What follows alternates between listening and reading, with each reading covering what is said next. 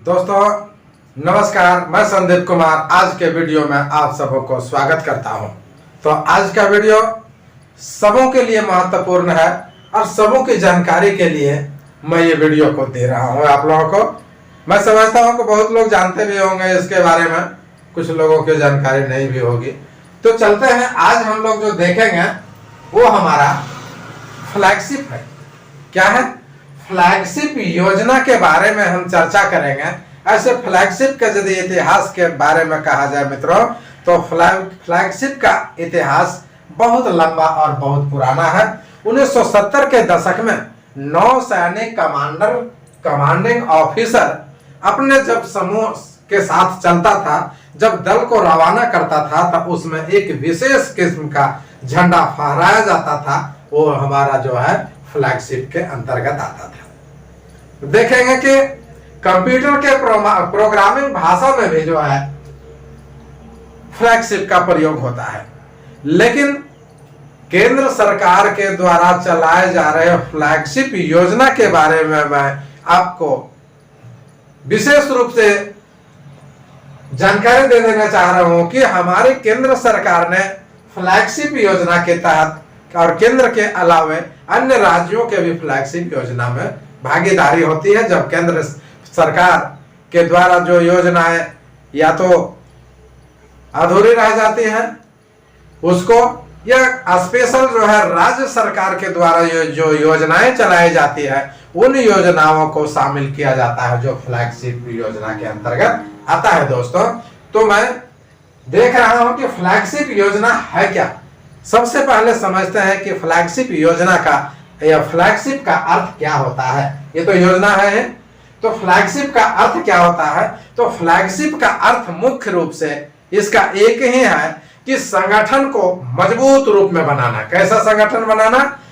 जो हमारा संगठन है सबसे मजबूत और महत्वपूर्ण संगठन होगा और उसको प्राथमिकता देना होगा। ये इसका महत्वपूर्ण अर्थ हुआ। और जो सरकार के द्वारा चलाई जा रही फ्लैगशिप योजना है, उस योजना के तहत क्या करना है कि देश के विभिन्न लोगों को वित्तीय सहायता प्रदान कर, कैसे वित्तीय सहायता प्रदान कर? खाते के माध्यम से अंतिम व्यक्ति तक जो है लाभ पहुंचाने के उद्देश्य से फ्लैगशिप योजना का प्रचलन किया गया है। दोस्तों, तो फ्लैगशिप योजना के तहत जो वित्तीय लाभ खाते के माध्यम से प्रत्येक लोगों तक पहुंचाने की बात सरकार के द्वारा कही जा रही है, उसमें क्या होता है कि छात्रवृत्ति के माध्यम से, विभिन्न सब्सिडी के माध्यम से, पेंशन योजना के तहत और कोविड रिलीफ फंड अभी जो है देखें सबसे जो है महत्वपूर्ण हमारे पूरे विश्व के लिए महामारी का रूप लिया, वो कोविड रिलीफ फंड। ये महत्वपूर्ण योजनाएं चला करके लोगों को लाभ पहुंचाने का काम किया जाता है।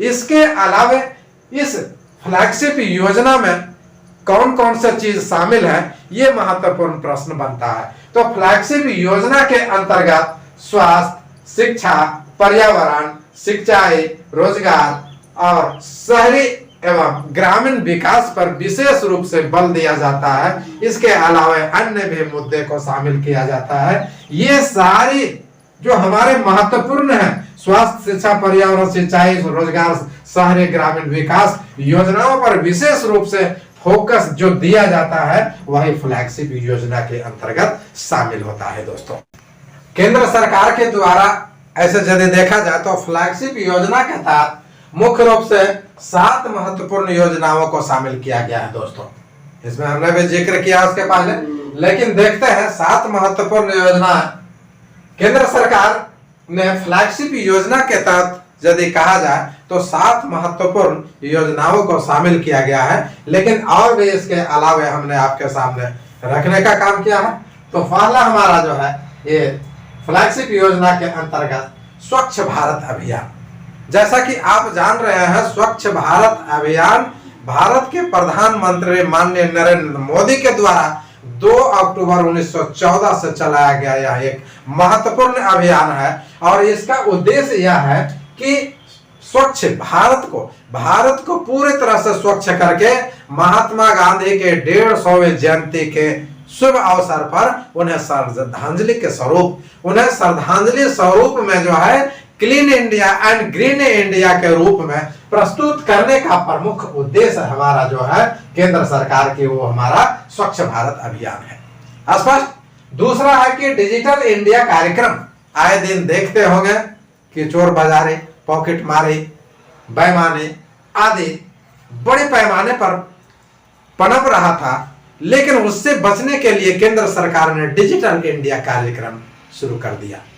पेपरलेस व्यवस्था, सारे व्यवस्था अब क्या है कि कंप्यूटर से जो है बिल्कुल डिजिटल माध्यम से शुरू कर दिया, और इसकी शुरुआत उन्होंने 1 जुलाई 1915 से शुरू किया। कब किया? 1915 जुलाई 1 से किया। अब जो है महत्वपूर्ण योजना जो है मनरेगा है, महात्मा गांधी रोजगार गारंटी एक्ट। यह एक अधिनियम है। इसकी शुरुआत 2005 में शुरू की गई दोस्तों, 25 अगस्त से। कब? 2005 में जो 25 अगस्त से शुरुआत की गई। इसका मुख्य उद्देश्य था कि प्रत्येक घरों को 100 दिन का रोजगार देना, और इसका प्रमुख उद्देश्य में यह भी शामिल था कि जो व्यक्ति हमारे एक स्थान से दूसरे स्थान पर शहरों की ओर पलायन कर रहे हैं, उस पलायन को रोकना और प्रत्येक हाथ को रोजगार देना, प्रत्येक हाथ को काम देना, यह महत्वपूर्ण रोजगार गारंटी योजना हमारा मनरेगा योजना है।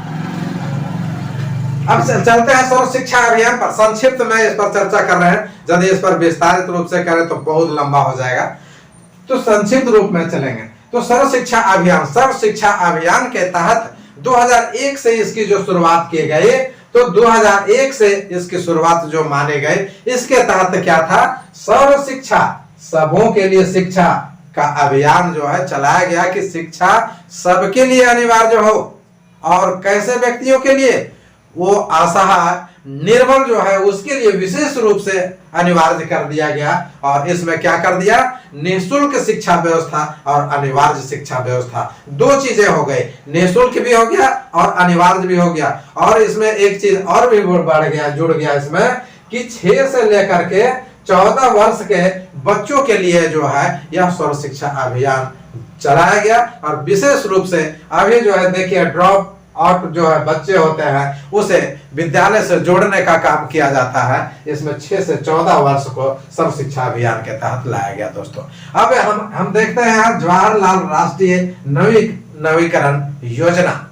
ठीक है, यह मुख्य रूप से शहरों में विकास के लिए जो है चलाई गई एक महत्वपूर्ण योजना, जो 2005 से शुरू की गई। 3 दिसंबर से इसकी शुरुआत हो गई और शहरों में चलाया जाने वाला एक महत्वपूर्ण योजना था। इसका मूल्य उद्देश्य क्या था? शहरों में जो मूलभूत आवश्यकताएं, जो सुविधाएं और जीवन शैली और उसकी गुणवत्ता में कैसे सुधार किया जाए, ये हमारा योजना के तहत लोगों को लाभ पहुंचाने का काम किया गया दोस्तों। छठा हमारा प्रधानमंत्री सुरक्षा बीमा योजना। देखते होंगे कि जितने स्मूथ, जितना चिकना रास्ता बन गया है, रोड बन गया है, उतनी तेजी से गाड़ियां चलती हैं दोस्तों। काफी तीव्र गति से गाड़ियां चलती हैं और अनियंत्रित ढंग से बिना नियम कानून के भी जो है लोग चलाते हैं। फलस्वरूप क्या होता है? दुर्घटनाएं होती है। तो उससे उसका परिवार काल कलवित हो जाता है, किसी के घर उजड़ जाते हैं, तो उसे सजाने संवारने वाला कोई नहीं होता है। तो हमारे देश के प्रधानमंत्री माननीय नरेंद्र मोदी ने मई 2015 में एक शुरुआत की, और वो हमारा प्रधानमंत्री सुरक्षा बीमा योजना है। इसमें जो है साल में 12 रुपये की राशि आपको जमा करनी है, और यदि अकस्मात, मैं ये नहीं कहता हूं कि दुर्घटना हो जाए, अकस्मात किसी प्रकार से जो है होनी हो जाती है, तो आपको जो है ये सरकार के द्वारा किए गए 12 रुपये के बीमा से आपको विशेष फायदा होगा मित्रों। यहाँ आप चलते हैं सातवां, हम प्रधानमंत्री उज्ज्वला योजना। आप देख रहे होंगे कि घर घर में आज गैस सिलेंडर है। इस पर जो है बहुत बयानबाजियां भी हो रहे हैं कि गैस के दाम बढ़ गए हैं, प्रत्येक घर में सिलेंडर खाली पड़े हुए हैं। गैस जो है, गैस का दाम बढ़ने के कारण लोग पुनः जो है फिर पीछे की ओर चले आ रहे हैं। चाहे जो भी इसका कारण हो, लेकिन प्रधानमंत्री का फ्लैगशिप योजना में यह एक महत्वपूर्ण योजना है। और इस योजना के तहत प्रत्येक घर में उज्ज्वला गैस का व्यवस्था किया गया और इस योजना के तहत सबों को सुविधा पहुंचाई गई। आठवां हमारा प्रधानमंत्री जन धन योजना। जन धन योजना के तहत सरकार ने प्रत्येक घर से, प्रत्येक व्यक्तियों से खाता खोलने का काम किया, खाता खुलवाने का काम किया। और इसका उद्देश्य क्या था कि बैंक खाता को खोलकर क्रेडिट और बीमा, उसमें बीमा भी करवाता था और क्या है कि बीमा आदि कर करके उसमें किफायती लाभ पहुंचाता था।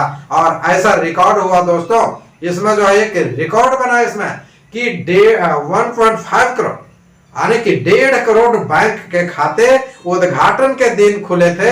जिस दिन इसका उद्घाटन हुआ था उसी दिन जो है ये खुल गया था। कब? अगस्त 2014 की बात है।